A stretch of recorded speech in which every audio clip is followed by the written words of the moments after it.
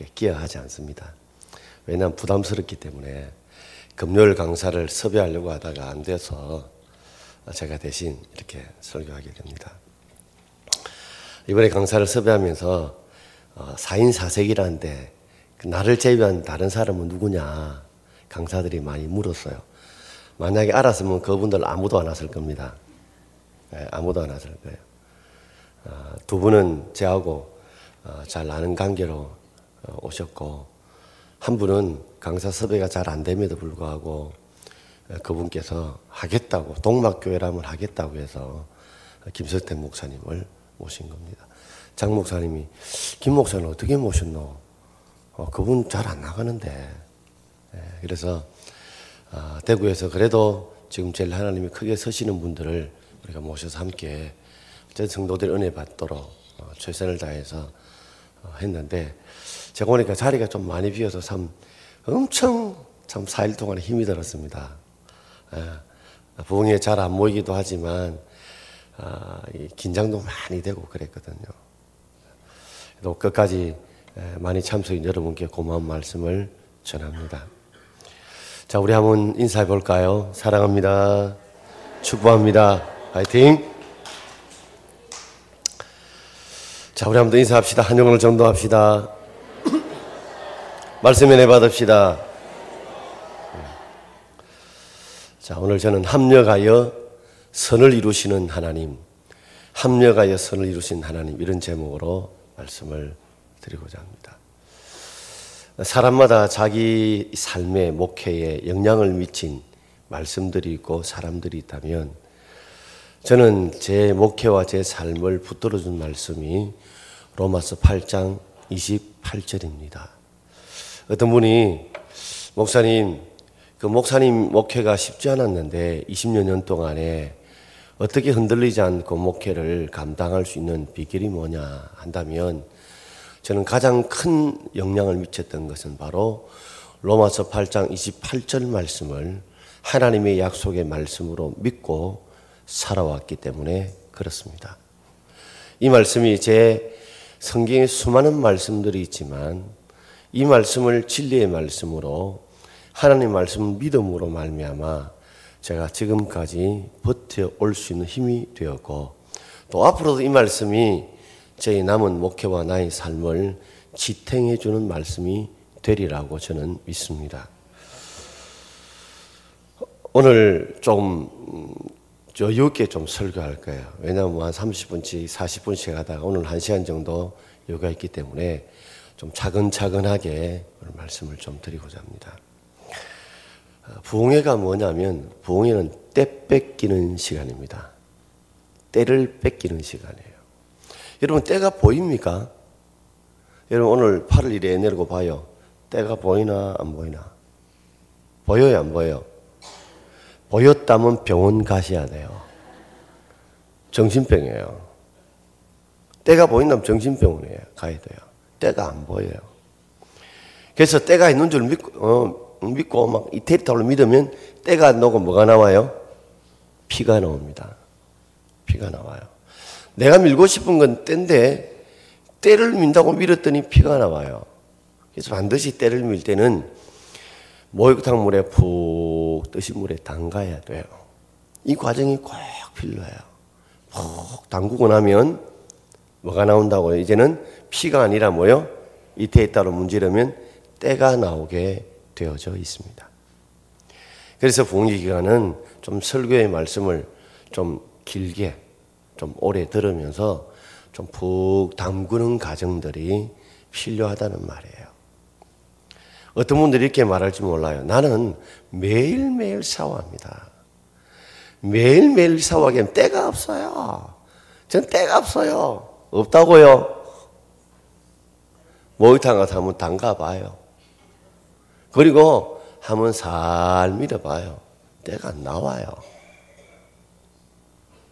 나는 매일매일 샤워하기 때문에 때가 없다는 분, 나는 매일매일 하나님 말씀 듣고 믿음으로 사는 때가 없다, 천만에요. 속때가 있어요. 속때가. 부흥회는 우리의 게으름의 때를 미는 시간이고, 우리의 습성과 타성에 젖어 있는 그 보이지 않는 속대를 미는 시간이고, 우리도 모르는 사이에 의심과 불신, 원망의 속대를 미는 시간이 바로 부흥의 시간입니다.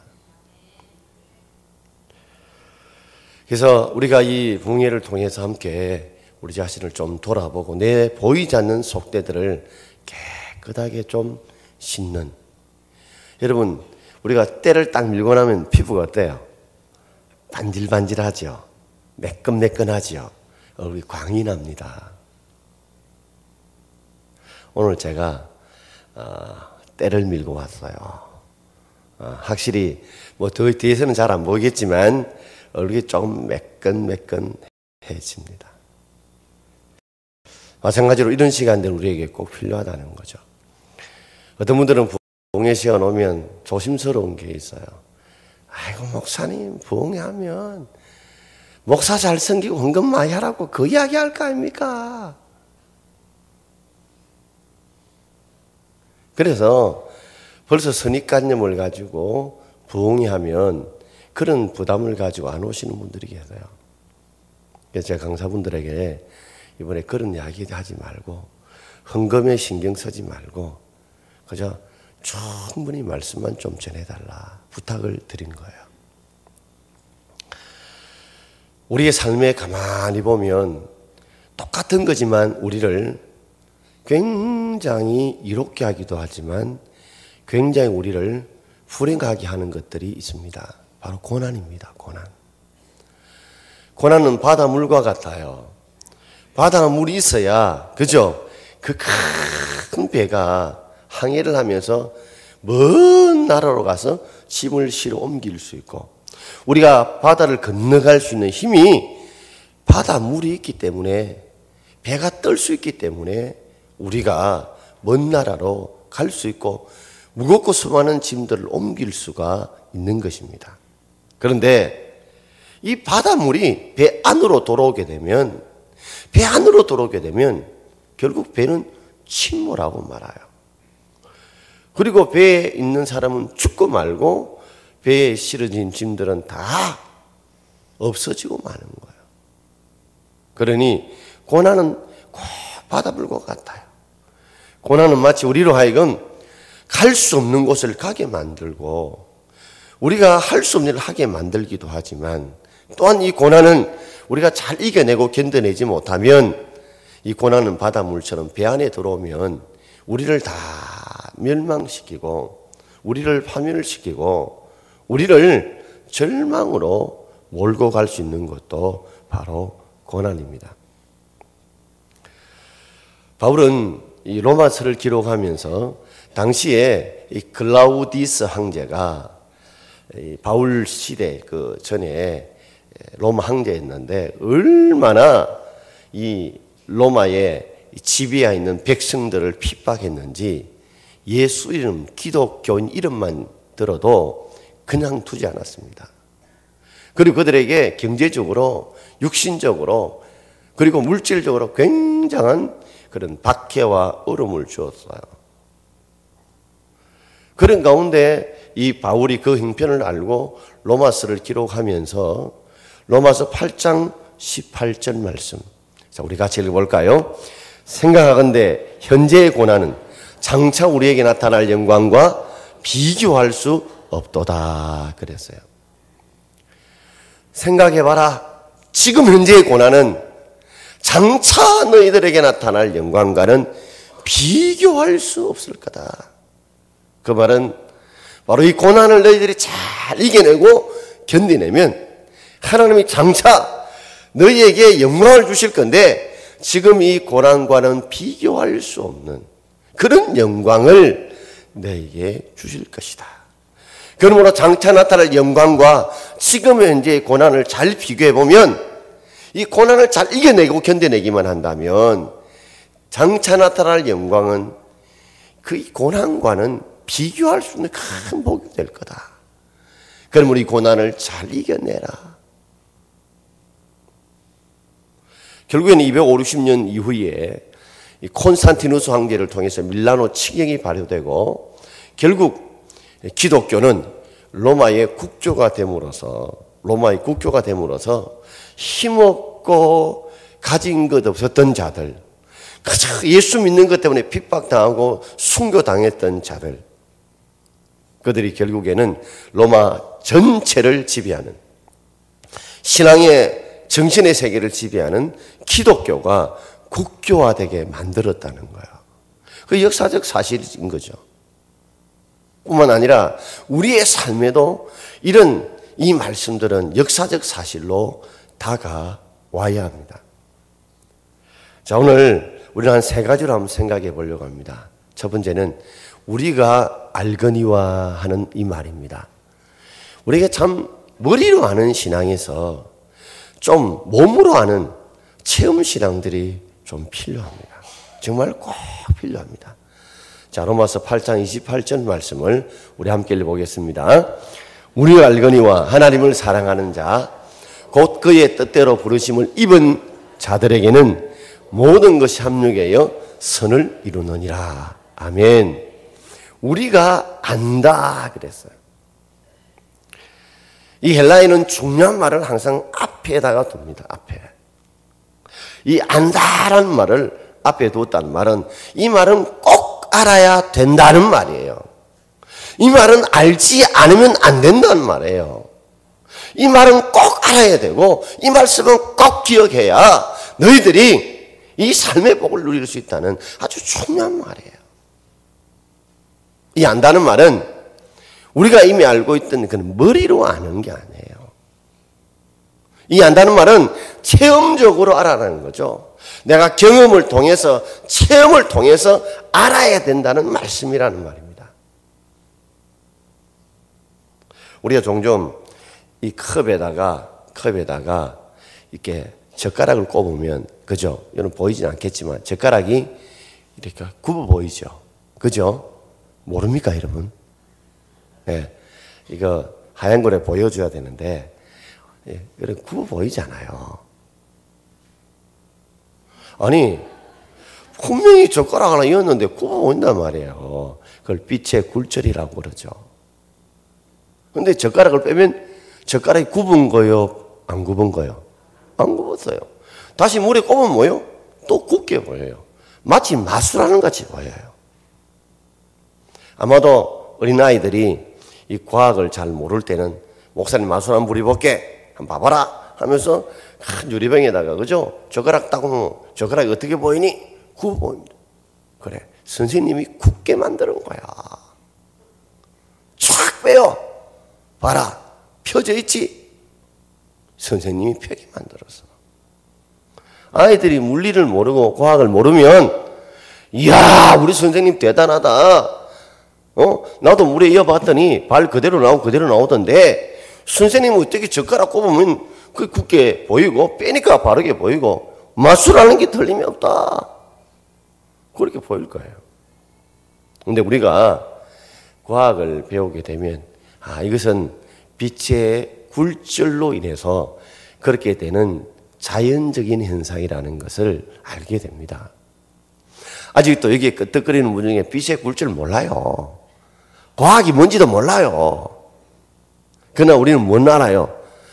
젓가락을 물에다가 꼽아 놓으면 꺾어 보인다는 것은 아시죠? 한번 물어보겠습니다. 1번, 젓가락을 물에 꼽으면 꺾인다. 1번, 안 꺾인다. 2번 물어봅니다. 이 물에다가 젓가락을 꼽았어요. 꺾인다는 분 손 들어봐요. 자, 내리시고, 안 꺾인다는 분 손 들어봐요. 큰일 났다. 꺾입니다, 여러분. 빛의 굴절로 꺾여. 오늘 집에 가 해보세요. 당연히 꺾여요. 이영수 선생님, 좀 잘 가르치시죠? 과학 선생님이. 꺾이게 돼 있어요. 누구든지 그런 빛의 굴절이에요. 그런데 저는 아직도 그것을 물리적으로 설명하면 잘 이해가 잘 안 됩니다, 저도. 잘 이해가 안 돼요. 이해가 안 되지만 젓가락이 물컵에 꼽으면 꺾인다는 것은 저는 확신해요. 왜요? 여러 차례 내가 꼽아봤거든. 여러 차례 꼽으니까 역시 꼽히더라고요. 여러분, 한번 물어봅시다. 지구가 둥글어요? 안 둥글어요? 공중에 떠 있어요? 안 떠 있어요? 지구가 우주의 공중에 떠 있어요, 안 떠 있어요? 자, 묻습니다. 1번 떠 있다, 2번 안 떠 있다. 1번 떠 있다. 내려시고 2번 안 떠 있다. 제가 제일 싫어하는 사람은요, 가만히 있는 사람이에요. 뭔가 분명하게 보셔야 돼요. 지구가, 그죠? 지금 우주에 떠 있어요, 아니 떠 있어요? 떠 있습니다, 여러분. 떠 있어요. 자, 지구가 우주에 떠 있다고 확신하는 분 손 들어봐요. 강수아 집사님 어떻게 확신해요? 안 떠 있으면 두드리 맞을 것 같고 모른다 할까 싶어서. 저도 사실은 지구가 떠 있다는 게 안 믿어집니다. 내 경험상. 왜요? 제가 2층에서 내려보니까 1층에 뛰는 되게 아프더라고. 내가 뭐 앞에 못 떠 있어요. 그런데 나도 공중에 떠 있긴 있는데 이 무거운 지구가 공중에 떠 있다는 게 그잖아요. 여러분 혹시나 내가 떠 있다 생각하고 오늘 2층에서 하면 1층으로 뛰내려봐요. 그냥 가만히 있지 않고 밑에 툭 떨어집니다, 여러분. 한 5층쯤 떨어지면 죽어요, 여러분. 죽는단 말이에요. 그런데 이 무거운 지구가 뭐요? 우주에 둥둥둥 떠 있어요. 그러면 내 몸은 지금 2층에도 못 떠 있는데 10cm도 못 떠 있는데 지구가 떠 있다는 게 이율배반적이잖아요. 한 번 더 물어봅시다. 지구가 지금 돌고 있다. 자, 1번 돌고 있다. 2번 안 돌고 있다. 1번 돈다. 손 드시고. 자, 2번 안 돈다. 그중에 안 된 사람들이 있어요. 지구가 돌아요, 안 돌아요? 돕니다, 여러분. 근데 어지러워요, 안 어지러워요? 돌면 빠른 속도는 어지러우는 것이 정상이 아니에요. 정상이죠? 엄청나게 빠른 속도로 돌고 있어요. 어느 정도로 돌고 있는다? 난 몰라요. 어쨌든 엄청 빠른 속도로 돌고 있어요. 그런데 어지러워, 안 어지러워요? 돌면 어지러운 게 정상이죠? 그죠? 오늘 모르시면 여기 한 몇 분 불러가지고 코끼리 한번 해볼까요? 어지러워요, 조금만 더라도. 근데 굉장히 빠른 속도로 돌고 있다는데 안 늘어져 버려요. 그러니까 뭐예요? 우리의 현실과, 그죠? 지금 지구에 도는 거하고 맞지가 않는 거예요. 그러니까 지구가 돌고 있지 않다라는 내 마음에, 내 경험에 느낌이 오지만 안 돈다면 바보, 안 돈다면 멍청이, 이런 소리 들을까 싶어서 우리는 돈다 이래 이야기합니다.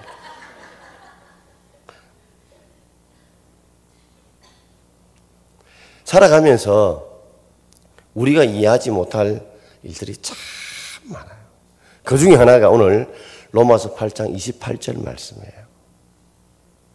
이 말씀이 정말 확실한 진리인지를 나는 체험으로 확실히 알아야 되는데, 저는 지금도 지구가 돌고 있다, 지구가 붕 떠가 있다, 이걸 확실히 못 느끼고 있습니다.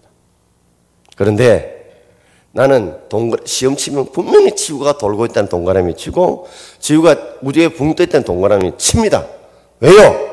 안 치면 덩신, 바보, 멍청이 소리 듣기 때문에.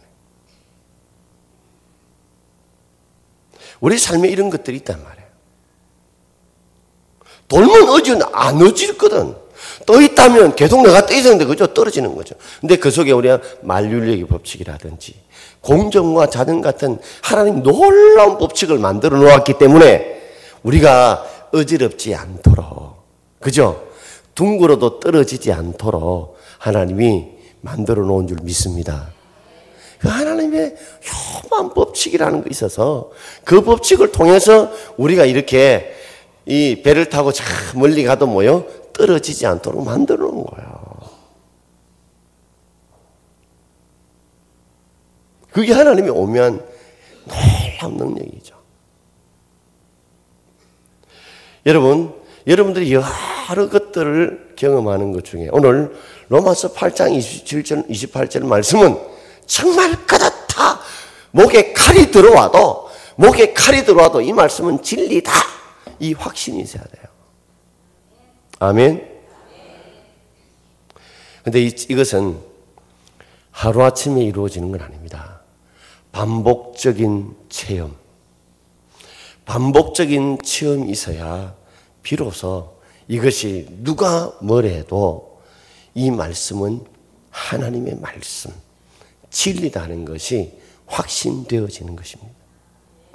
그냥 한두 번 그저 머리로 안다고 되는 게 아니에요. 이거는 반복적인 체험들이 필요해요. 아주 극적인 체험들이 필요해요.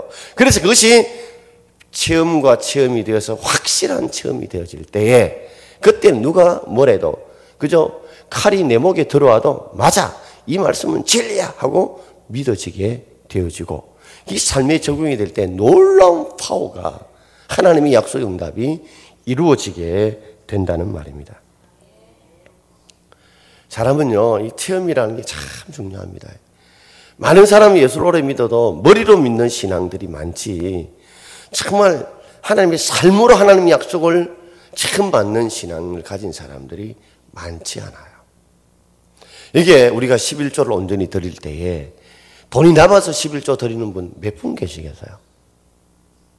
그런데 그분들이 온전한 11조를 드리는 거 보면 다 그런 삶의 체험들이 있어요. 그 체험이 없이는요, 아까워서 못 드려요. 아까워서 못 드린다고요. 우리가 하나님 앞에 정말 풍성한 감사의 물도 와, 저기 어떻게 드릴 수 있을까 싶어도 그 체험이 없으면 절대로 못 드려요.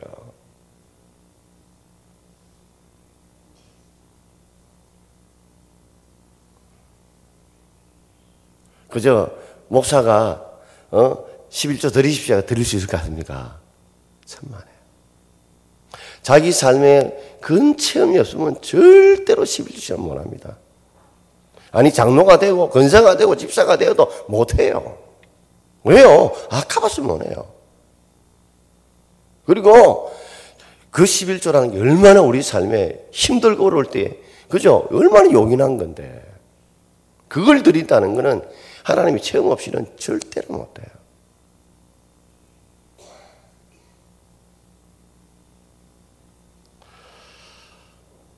성경에 보면 참 위대한 체험신을 가진 인물 한 사람이 바로 아브라함입니다. 아브라함이 믿음의 조상이 되었던 가장 극적인 장면은 바로 하나님께서 이삭을 바치려 했을 때 바쳤던 바로 그 장면이 바로 믿음의 조상이 되었던 인정받았던 내가 비로소 나를 경유하는 줄을 내가 알았다라고 하시면서 하나님이 바로 믿음의 조상으로 인정했던 사건이 바로 하나밖에 없는 아들 이삭을 하나님의 말씀대로 명령대로 모리아산에 바쳤던 사건입니다. 자, 우리 창세기 22장 7절과 8절 우리 함께 읽어볼까요? 이삭이 그 아버지 아브라함에게 말하여 이르되 내 아버지여 하니 그가 이르되 내 아들아 내가 여기 있노라. 이삭이 이르되 불과 나무는 있거니와 번제할 어린 양은 어디 있나이까? 아브라함이 이르되 내 아들아 번제할 어린 양은 하나님이 자기를 위하여 친히 준비하시려 하고.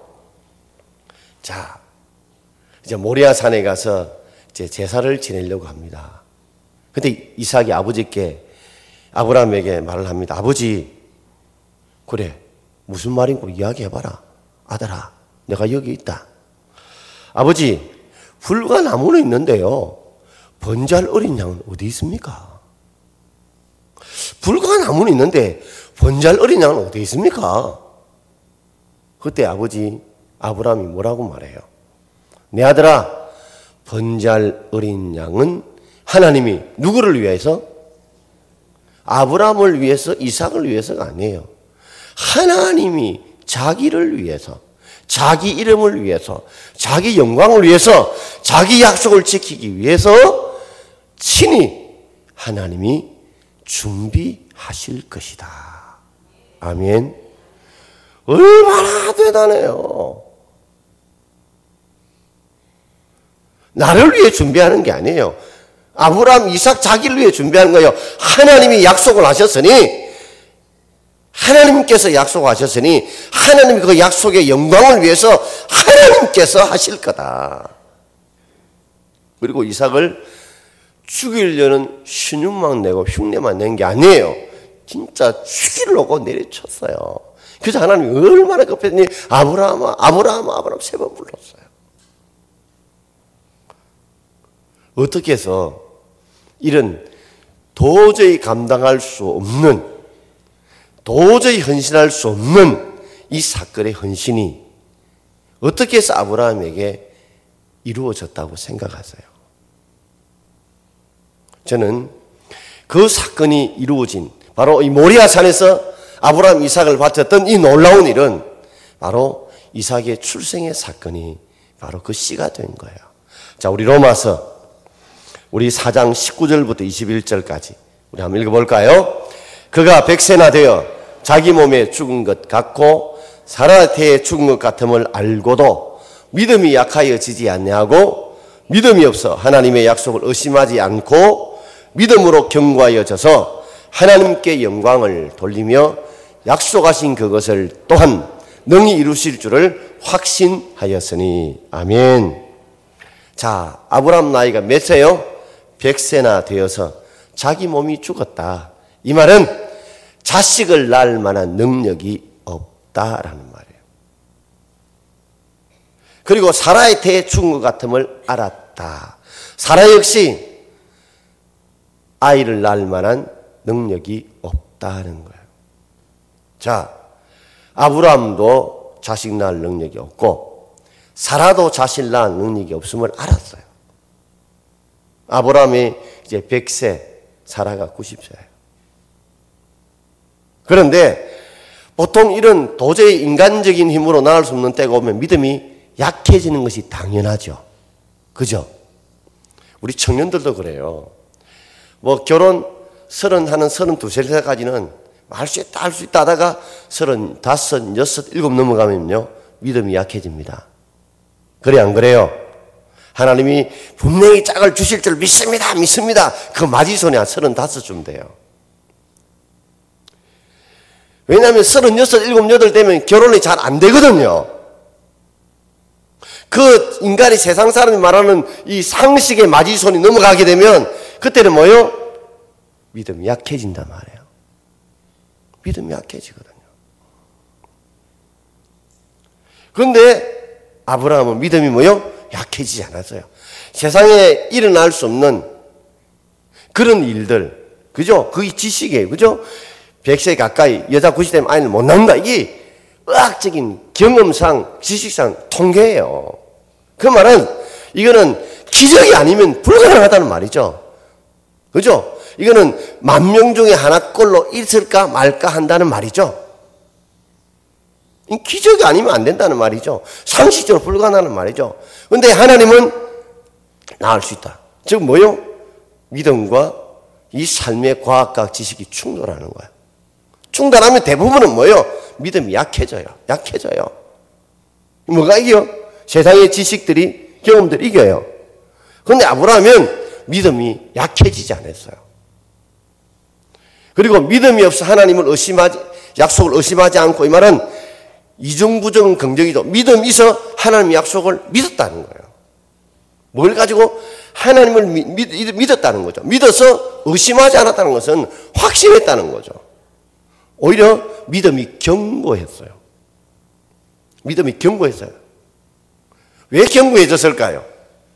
분명히 하나님께서 너를 통해서 하나님께서 하늘의 무별처럼 땅의 모래알처럼 자식을 많이 준댔는데 자신이 기다리고 기다렸더니 주지 않았어요. 그래서 자기 힘으로 뭐요?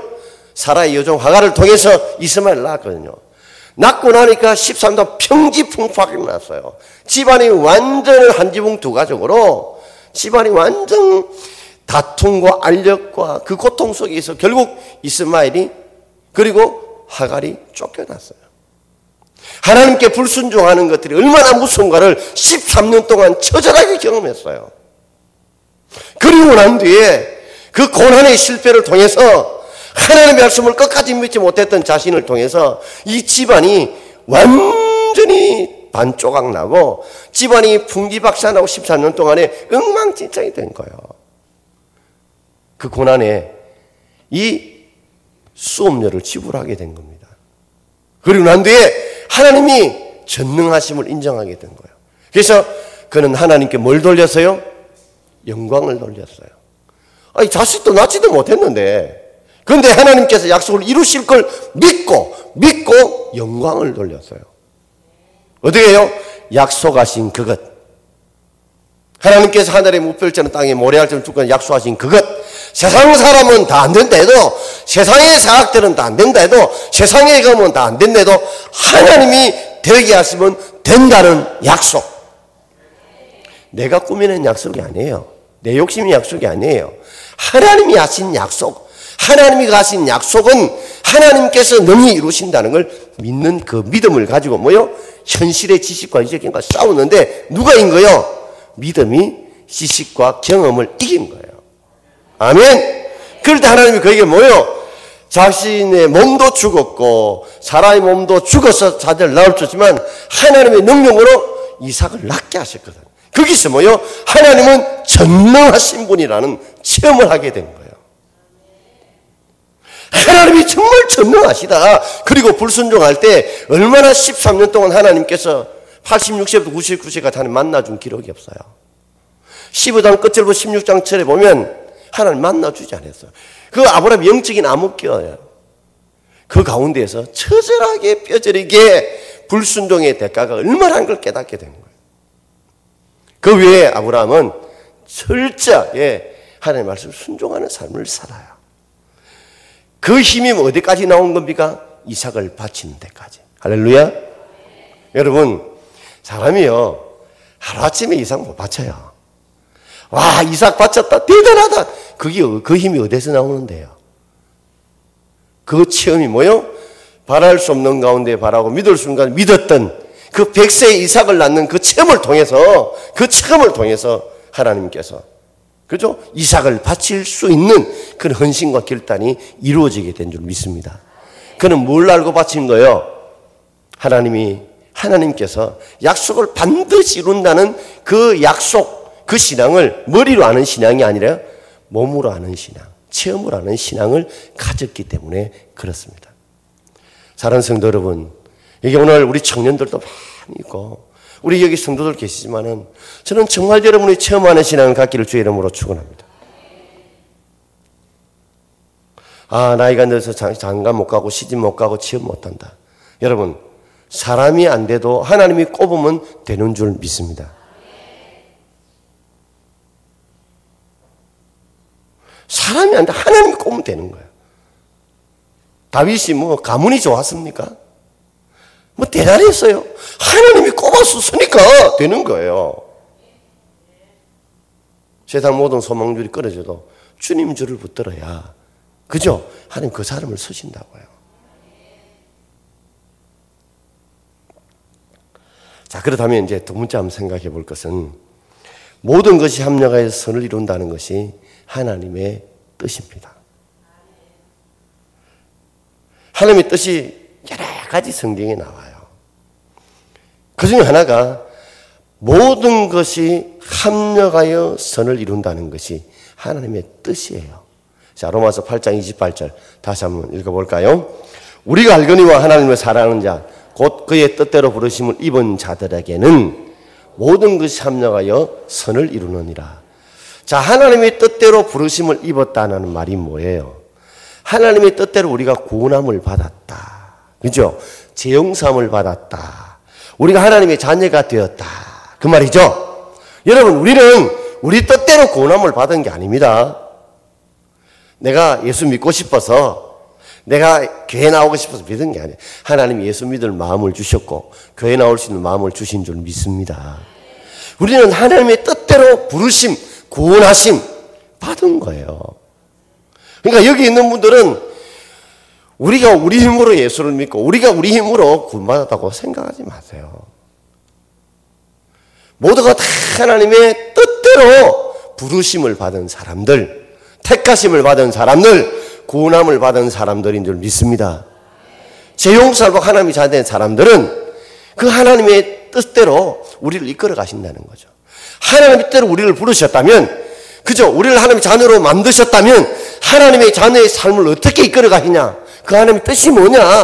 그것이 바로 모든 것이 합력하여 선을 이루는 것입니다. 이해가 되시나요?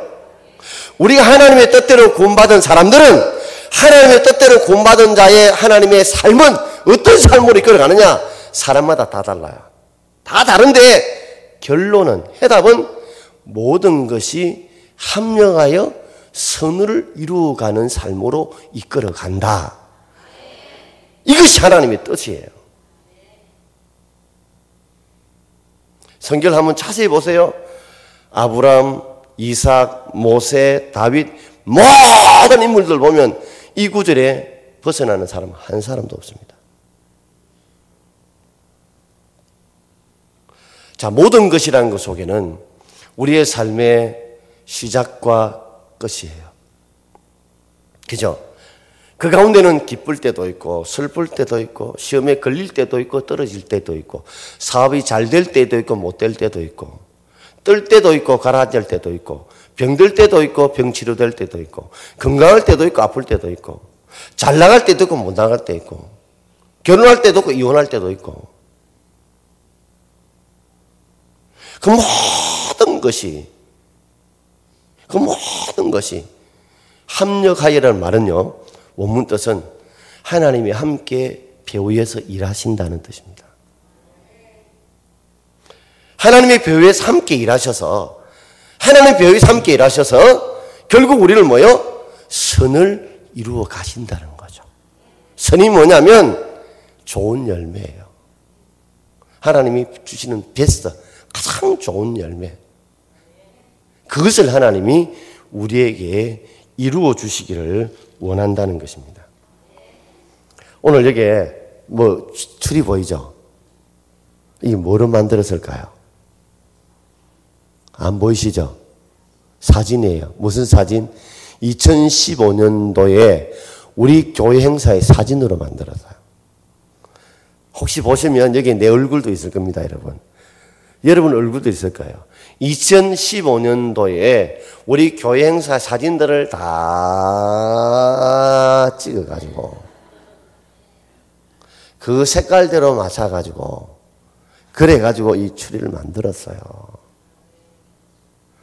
여러분 한번 생각해봐요. 사람이 색깔을 만든 게 아니에요. 그 색깔을 어떻게 배치냐는 누가 했느냐? 컴퓨터가 했어요. 컴퓨터가 우리 색상에 밝은 거 어두운 거 다 지가 알아가지고 요래 만들었어요. 사람이 이래 만들 수 있을까요? 아마 여기 있는 물이 다 모여가지고 1년 동안 머리 터지도록 모아가지고 흰색은 여기에 노란색은 여기에 빨리 못 만들 겁니다.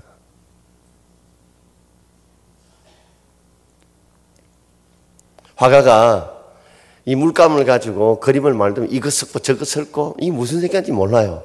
그럼 나중에 만들어 놓으면 뭐요? 아름다운 그림이 되는 거와 똑같아요.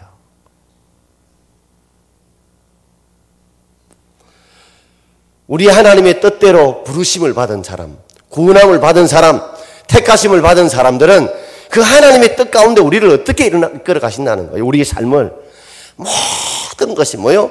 배후에서 하나님 일하셔서 합력해서 뭐요? 우리를 선으로 이끌어 가실 줄 믿습니다. 이걸 확신해야 돼요. 제가 김치찌개 이야기를 한 번씩 들죠. 김치찌개에 참기름이면 그게 뭐 들어가요? 돼지고기, 양파, 대파, 두부, 신김치, 고춧가루, 그죠? 그 다음에 그게 설탕 등등등. 그거 처음 올려놓으면요, 네 맛도 내 맛도 아닙니다. 우리 낮에 우리 교육자 김치찌개 먹는데 처음에는 네 맛도 내 맛도 아니에요. 그러나 센불이 들어가고, 그죠? 서로가 뭐예요? 음식끼리 섞이고 배이면 나중에 다 되고 나면 무슨 맛이 나요? 김치찌개 맛이 나요.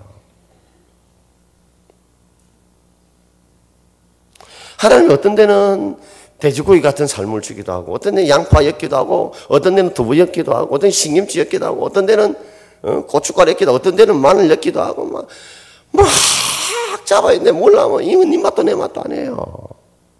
입에서 오. 근데 그것이 센불에 서로 엉키면 뭐예요? 진짜 맛있는 김치찌개 맛이 난단 말이에요. 하나님이 합력할 때까지, 하나님 뭔가 이루실 때까지, 그죠? 우리가 기다리고 참으면 하나님이 뭘 주신다? 선을 이루어 주실 줄 믿습니다. 여러분이 만든 선이 아니라 우리가 생각하면 더 좋은 선, 우리가 생각하면 더 좋은 베스트를 하나님이 주신다는 거예요. 아멘. 이 중에 살아가면서 종종 정말 감당하지 못한 어려움을 겪은 분들 계실 거예요. 살아가면서 자녀가 먼저 죽었든지, 남편이 또는 부모님이 먼저 돌아가셨든지, 또는 내 신체에 장애가 왔든지, 어떤 데는 있을 수 없는 큰 밑더미에 그저 홀랑다 알거지가 됐든지, 어떤 데는 자식들이 허랑방탕하게 살든지, 여러 가지 삶들이 우리 속에 있을 거예요. 그건 아직 끝이 아닙니다, 여러분. 김치찌개 끓이지 않는데 물 나오면 탁 손쳐요. 좀 기다리라, 좀 기다리라. 좀 더 끓여야 된다.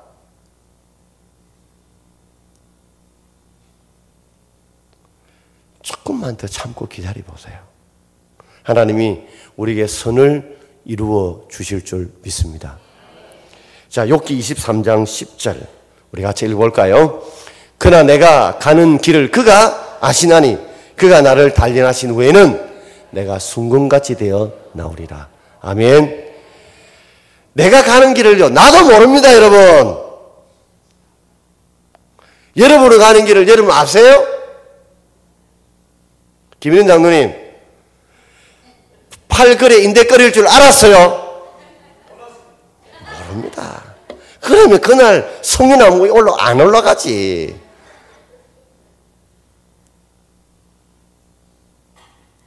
우리요, 우리 앞길 다 모릅니다. 종종 엄마들이 아버지 눈물 흘리죠. 그때 내가 이걸 안 했으면 우리 자식들 이렇게 안 됐을 건데. 그때 막 지가 좋아하고 시집 장가가란 만큼 보내줄 건데. 내가 고집 피지 않고 막 지 가라는데 가라 했을 건데.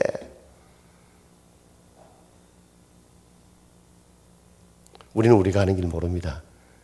근데 우리는요, 좋은 길 가게 하려고 애를 써요.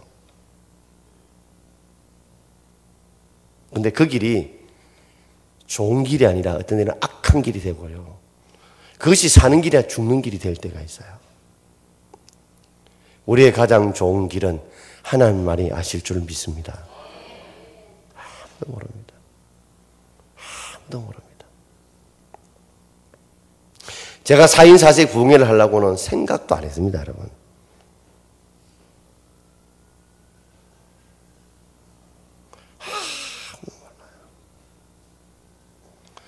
한 가지 아는 게 있다면 내가 가는 길은 누가 마신다? 하나님만이 아신다. 아시는 하나님께 맡겨야 돼요. 고집 피우는 분이 있어요. 하나님이 부모들이 자식 이끌고 좋은 길 가라는데 막 뻗치는 사람들이 있어요. 그 길이 좋은 길이 아니란 말이에요.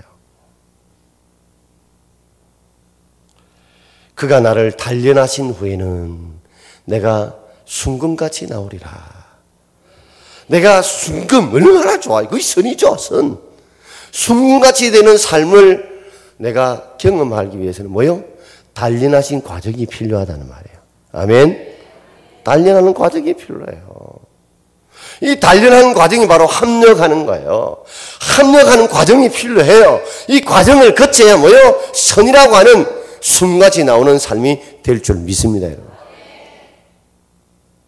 근데 이 단련의 과정을 끝까지 견뎌야 되죠.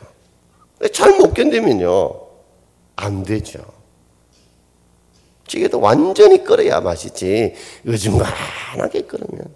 찌짐, 굽었는데 밀가루 안에가 덜 익어가지고 먹고, 이렇잖아요. 바싹 보여야죠. 자, 세 번째, 가장 중요한 거예요. 하나님을 사랑하는 자, 고난에 대한 태도예요. 자, 두 번째는 하나님이 하실 거예요. 우리를 하나님의 뜻대로 부르셨다면 하나님의 뜻대로 우리를 모든 것이 합력하여 뭘 이루신다? 선을 이루가지고 그건 하나님이 하실 일이에요. 아멘? 그건 신경 쓰지 마세요. 신경 쓰지 마시란 말이에요. 하나님이 하나님 간 아세요. 여러분 신경 쓰지 마세요. 자식들 보고 뭐 하면 이거 그 학원에 공부해라. 그러면 엄마 누가 돈 신경 쓰라 하더나 인간아. 그냥 니 열심히 하면 된다. 여러분, 우리가 나아가는 모든 길은 하나님의 합력의 선 이루가지 내가 이루가는 게 아닙니다. 아멘. 그건 하나님께 다 맡기고 있어. 아멘. 다 맡겨요. 맡기고 그러면 하나님께서 나를 어떻게 모든 것이 합력의 선을 이루고 가게 만들어 주실까? 자, 오늘 28절 다시 한번 읽어봅시다. 로마서 8장 28절 같이 읽겠습니다. 우리가 알거니와 하나님을 사랑하는 자 곧 그의 뜻대로 부르심을 입은 자들에게는 모든 것이 합력하여 선을 이루느니라. 할렐루야. 우리가 하나님을 사랑하는 자 되어야 돼요. 우리가 하나님을 사랑하는 자 돼요. 어떤 고난이 오더라도, 어떤 역경이 오더라도, 어떤 견디기 힘든 어려움이 오더라도 우리는 뭐예요? 끝까지 하나님을 사랑하는 것. 그게 우리가 할 도리예요. 우리가 끝까지 하나님만 사랑하면 하나님 뭐예요? 자신이 해야 될 약속이 뭐예요? 모든 것이 합력해서 선을 이루고 가세요. 저희 집에 개가 있는데 개 목욕시킬 때 보면 이제 비누질하고 있는데 막 털어보는 거야. 가만히 있으면 내가 비누물 다 할 건데 비누인데 털고 나가면요. 그죠? 그건 오히려 걔한테 안 좋잖아요.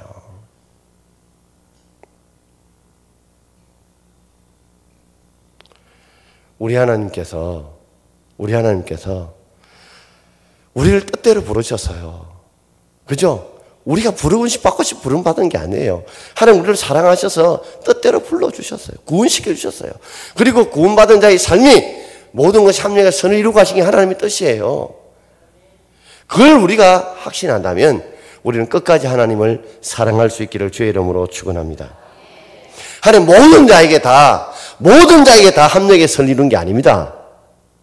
하나님이 예수 믿으면 모든 자에게 합력의 선을 이루는 게 절대 아니에요.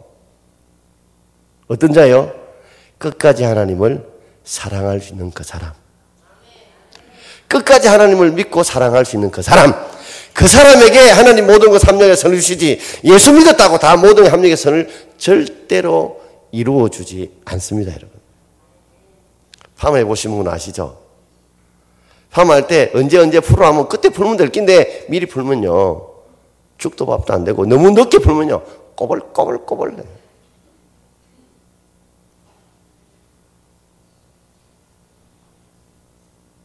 모든 게 때와 기한이 있다고요. 이게 참 중요합니다. 저는 제가 살아온 이 삶과 이 목회에서 저를 지탱해 준 말씀이 바로 하나님을 끝까지 사랑하자는 거죠. 이 말은 바꾸고 말하자면 모든 삶에 있어서 하나님을 사랑할 수 있는 순간들이 너무너무 많았어요. 정말 하나님이 자기의 뜻대로 나를 부르셨다면, 나를 사랑하신다면 이렇게 하시면 안 되지. 이렇게 하시면 안 되지.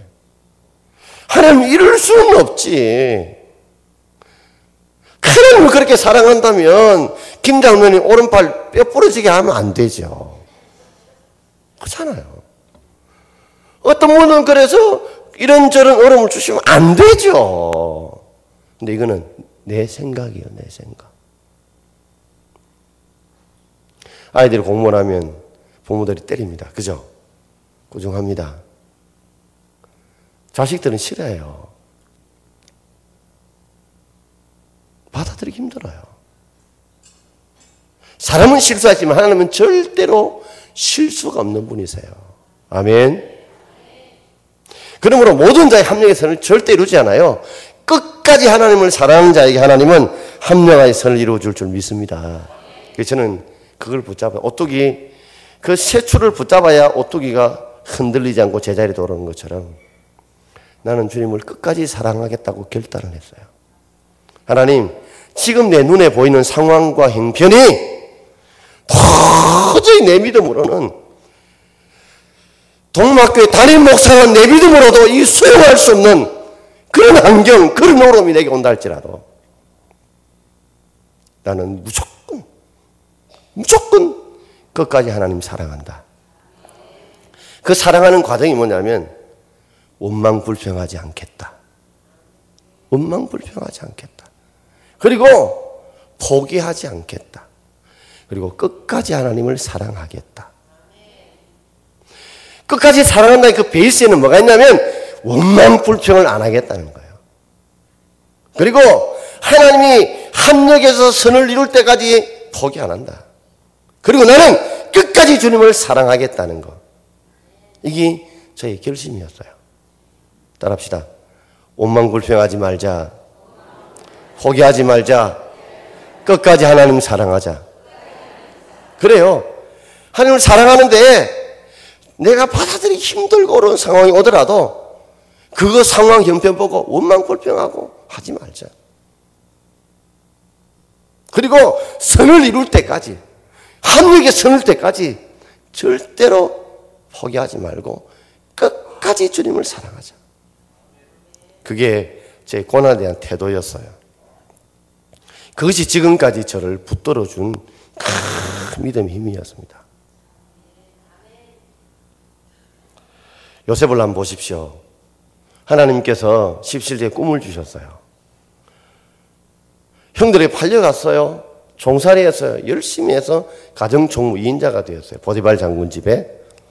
그런데 보디발 장군 부인의 모함에 속아서 결국 억울하게 옥살이 했어요. 그리고 술 맡은 장군, 떡 맡은 이 장관, 애굽의 장관, 그들을 도와주었어요. 그래서 술 맡은 장군이 분명히 자신이 풀려나가면 요셉을 돕겠다고 억울한 그 사정을 돕겠다 했지만 복권이 되자 보디발 장군이 무서웠던지 어쩌면 요셉이 별 볼 없는 사람이었기 때문인지 약속을 지키지 않았어요.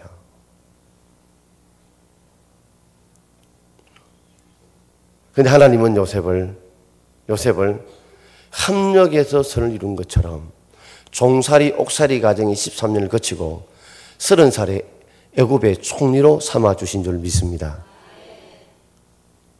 그런데 요셉이 그 가정 속에 원망불평하지 않았어요. 목사님, 성경 아무리 찾아도 원망불평 안 했다는 이야기가 없던데요. 없죠? 한번 돌아보세요. 여러분, 그 보디발 장군 집의 종들이 한두 명이 있겠습니까? 수많은 종들을 관장하는 바로 가정 총무를 원망불평하는 사람이 맡기겠어요? 안 맡기겠어요? 안 맡깁니다, 여러분. 여러분, 아무리 일 잘해도 늘 원망불평을 달고 다니면 그 사람이 일 맡길까요? 안 맡길까요? 안 맡깁니다. 틀림없이 또 원망불평할 거거든. 억울하게 감옥에 갔어요.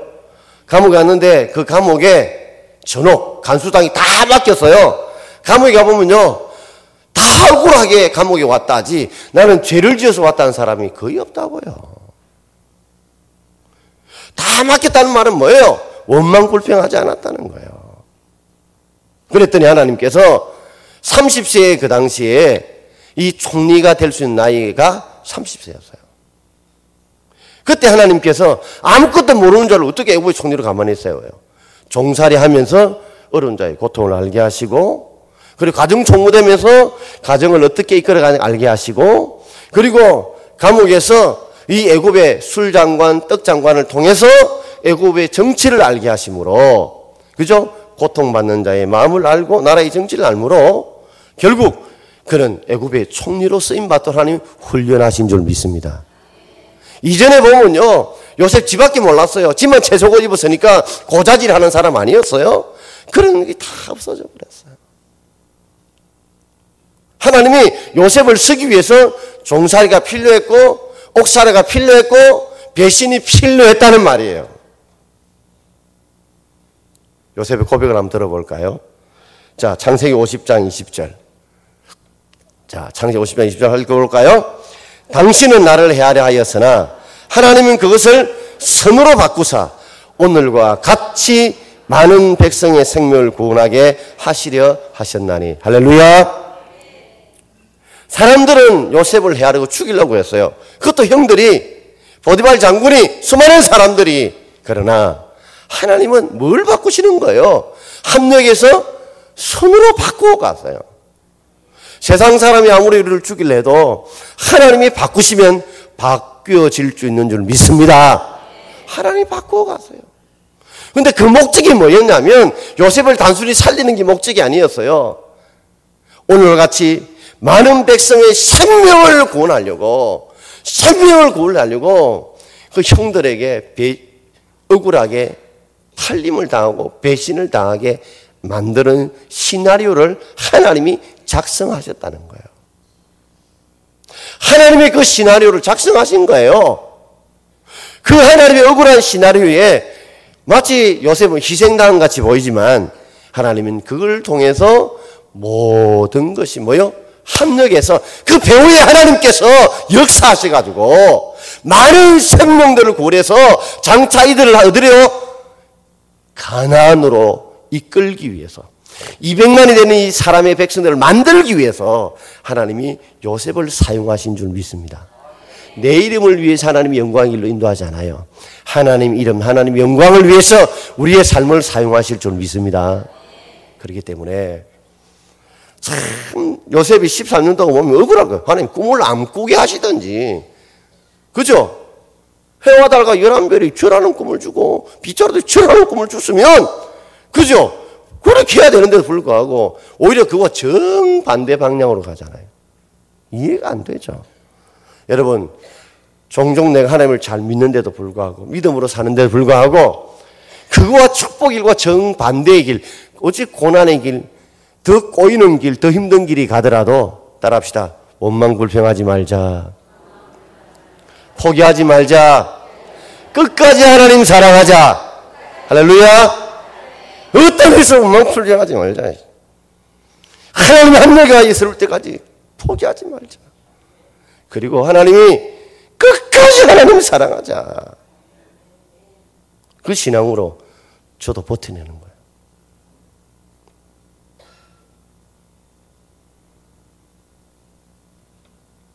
욥을 한번 보십시오. 욥을 보면 욥처럼 이런 억울하고 이런 비참한 인생은 없어요. 그렇게 믿음 좋고 혹시나도 저지르지 않은 죄까지, 그죠? 하나님 앞에 제물을 드려서 죄용삼을 구했던 욥이잖아요. 그런데 생각지도 않게 이 사탄의 이 괴락 때문에 7남 3녀가 한꺼번에 일병이 다 죽어버리고 동방의 제일 부자였던 거 한순간에 알게 되죠. 바람에 불려간 낙엽처럼 쓸려나갔어요. 그때 욥의 고백을 한번 들어볼까요? 욥기 1장 21절과 22절 같이 읽읍시다. 이르되 내가 모태에서 알몸으로 나와 싸운즉 또한 알몸이 그리로 돌아가올지라. 주시니도 여호와시오 거두시니도 여호와시오니 여호와의 이름이 찬송을 받으실지니이다 하고 이 모든 일에 욥이 범죄하지 아니하고 하나님을 향하여 원망하지 아니하니라. 아멘. 내가 엄마 뱃속에서 빈손으로 나왔다. 또 빈손으로 돌아간다. 그러면서 그렇다면 빈손 돌아가는데 그러면 사는 날 동안에 뭐요? 내가 먹고 살고 누렸던 건 다 누가 주신 거예요? 주신 이가 하나님인 줄 믿습니다. 주신 하나님이다.